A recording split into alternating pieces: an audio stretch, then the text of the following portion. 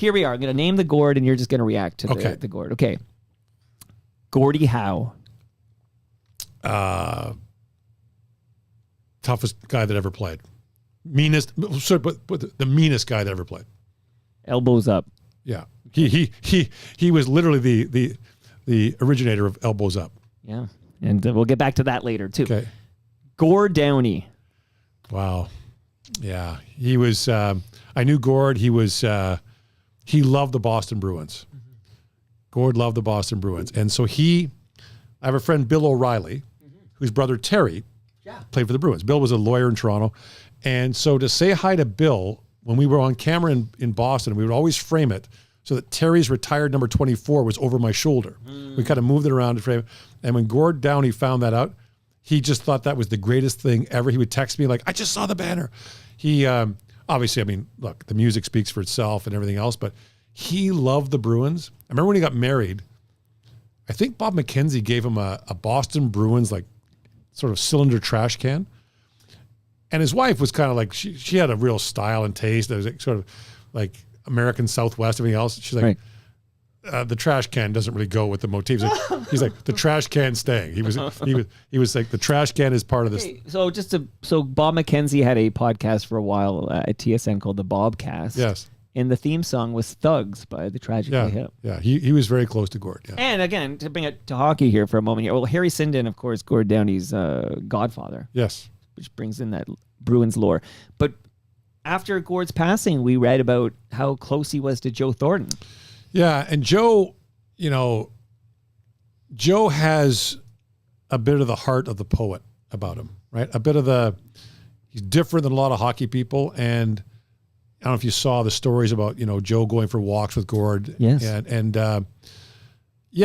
Joe is one of those guys that I would say took it all in.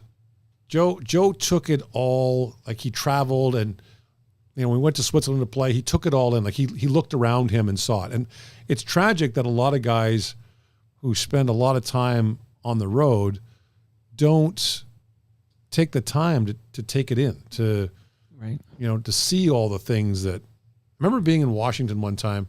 I won't say the team, but it was during the playoffs. I was staying in the same hotel as they were, and it was an off day, and so I was going down to see the Smithsonian. And like, where are you going? I said, I'm going to, Smithsonian. They're like, what are you doing? We're going to the movies. I'm like, you do that anywhere. You can do anywhere. So a couple of the guys came with me. I took them to the Air and Space Museum, and they were like, oh my God, this is unbelievable. Like how many times have you been to Washington? Right? Like how many? Right. But Joe, I think, does have that bigger picture, which I've always appreciated. Jumbo Joe. Not a Gord, but Gord Downey related here. Okay. Yeah. Gordon Lightfoot. The Wreck of the Edmund Fitzgerald is one of the greatest songs I've ever heard. It is. The Wreck of the Edmund Fitzgerald is a phenomenal piece of songwriting. It's poetry at its absolute finest. Like it's evocative. It has, everything about it, you can that's a song you can feel. Agree 100%. And Sundown, which is about the woman who ultimately killed John Belushi. Right. Yes, yeah. I did read about that. That's about her, yeah. But yeah, that's... And she recently passed, actually. Yeah, that's true poetry, yeah. The Wreck of the Edmund Fitzgerald kind of keeps coming at you like waves, I find. Like, I love it too. But it reminds me of a song that came many years later by the aforementioned Gord Downey. It reminds me a little bit of Nautical Disaster.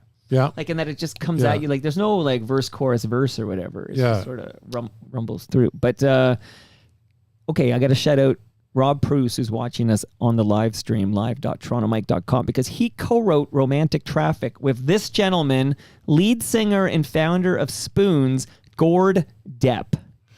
Yes. Romantic Traffic was I want to say, what's that year? Like 80? Oh, like he's on the live stream. Tell it, 85 maybe? Is it like 85? I like that song. Yeah. The video's great too. Yeah. I should play it. I was playing in the pregame. Okay, so again, shout out to Rob Bruce, who I'm going to see Wednesday. The listenership should know at 10-ish in the morning on Wednesday, we'll have Toast with Rob Bruce and Bob Willett, who is single-handedly saving terrestrial radio. I'm just reading the notes he sent me. Okay. Gordie Johnson from Big Sugar. Not as familiar as I should be. I know Big Sugar, but I should know more about them.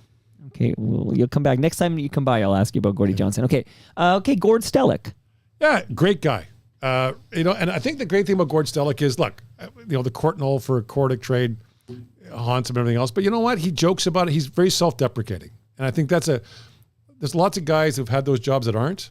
He had a very difficult job working for Harold Ballard. He didn't have autonomy. Like every time he takes flack for that deal, we talk about quite a bit, but it's not fair when you don't have autonomy.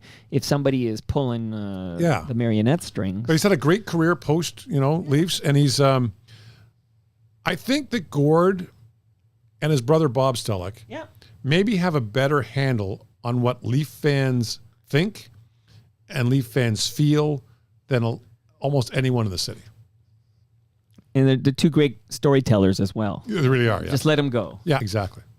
And if you want Harold Ballard stories, those are my first two stops, actually. Okay, we're almost done. A few more here, and then we're going to move on. But Gordon Pinsent, the great actor. Oh, terrific actor. What's the movie? Away from Her? Yes. Is that the movie? Away from Her? That's excellent. A movie about Alzheimer's, right? About dementia. Right. It's incredible. Yeah. He had the incredible... do you remember the Forest Rangers on CBC? He was the Mountie. I don't. You know what? I remember Beachcombers. Is it pre-Beachcombers? It's pre-Beachcombers. I don't remember it. The most stilted dialogue ever, but he was the RCM. It was the most CanCon show ever done. I remember The Littlest Hobo. Yeah, but he was. But Away from Her, I think is that a Sarah Pauli? I'm not trying to make. But anyway, whoever. I think so. It's an amazing film. It's a simple, amazing movie about memory and loss. It's really good. I agree.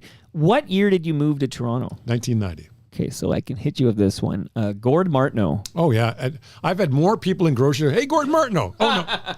And actually, that's a compliment because he's a very handsome man. Yeah, that he is. I ran into him actually at a grocery store I ran into Summerhill Market not long ago.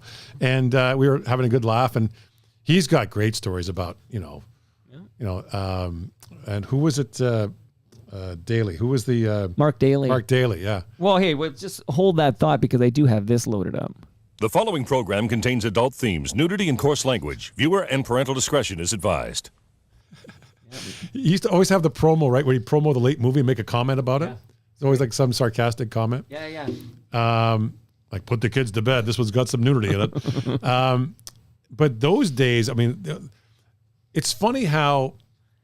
news anchors played such an outsized role in our lives, right? Because there was only a few stations and they were like the trusted, right? And now there's so many sources and there's so many newscasts. It's not the same, but yeah.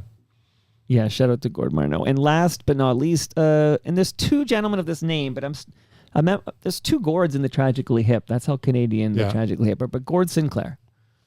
Well, there's two Gord Sinclairs. Right. There's the yes. So I was thinking the cranky old guy on Front Page Challenge. So do them both.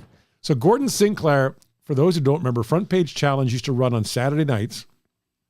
I think it ran before the hockey game in the Eastern time zone. It ran after the hockey game in the Western time zone. So in Alberta, we got Front Page Challenge after the game.